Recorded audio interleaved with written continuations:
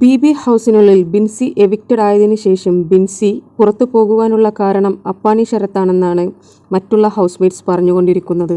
ഇന്നലത്തെ വഴക്കിനിടയിൽ അനുമോൾ അപ്പാനിയുടെ മുഖത്ത് നോക്കി പറഞ്ഞു, നീ കാരണം ഇവിടെ നിന്ന് ഒരു പെണ്ണ് പോകേണ്ടി വന്നു എന്ന്. അത് അപ്പാനിയെ വളരെയധികം ട്രിഗർ ചെയ്യുകയും അവനെ മാനസികമായി തളർത്തുകയും ചെയ്തു.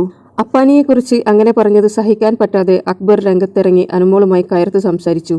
പിന്നെ രംഗം കൂടുതൽ വഷളാവുകയായിരുന്നു ചെയ്തത്. എന്നാൽ ആ ചർച്ചകളൊന്നും അവിടെ കൊണ്ട് അവസാനിച്ചില്ല. ഇന്നത്തെ ലൈവിലും അതേ തുടർന്ന് കുറച്ച് സംസാര വിഷയങ്ങളുണ്ടായി. ഷാനവാസ് ആദിലയോടും നൂറയോടും സംസാരിക്കുന്നതിനിടയിൽ അവരോട് ചോദിച്ചു, ബിൻസി പിന്നെ ഇവിടെ നിന്ന് എവിക്റ്റ് ആവാനുള്ള കാരണം എന്തായിട്ടാണ് നിങ്ങൾക്ക് തോന്നുന്നത്? എത്ര ടാലൻറ്റഡ് ഉള്ള കുട്ടിയാണ്, നന്നായി ഗെയിം കളിക്കുന്ന കുട്ടിയാണ്, പിന്നെ അവൾ എങ്ങനെ പുറത്തു പോയെന്നാണ് നിങ്ങൾ വിചാരിക്കുന്നത് എന്ന് ഷാനവാസ് അവരോട് ചോദിച്ചു. എവിക്റ്റായി ഇവിടെ നിന്ന് പോകുമ്പോൾ കാണിച്ച പ്രഹസനങ്ങളൊന്നും നിങ്ങൾ കണ്ടിട്ടില്ലേ എന്ന് ഷാനവാസ് ചോദിച്ചു. നിങ്ങളാരും ഒന്നും കണ്ടിട്ടില്ലെങ്കിൽ ഞാൻ അതെല്ലാം നന്നായി കണ്ടിട്ടുണ്ട് എന്നാണ് ഷാനവാസ് പറഞ്ഞിരിക്കുന്നത്.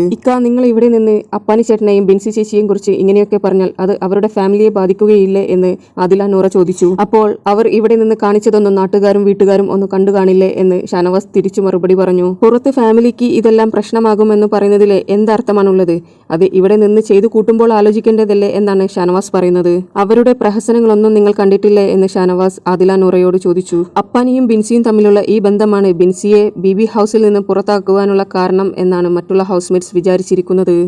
ബി ഹൗസ് ലൈവും എപ്പിസോഡും മുഴുവനായി കണ്ട നിങ്ങളുടെ അഭിപ്രായങ്ങൾ എന്താണ്? അങ്ങനെ ഒരു ബന്ധം നിങ്ങൾക്ക് തോന്നിയിട്ടുണ്ടോ?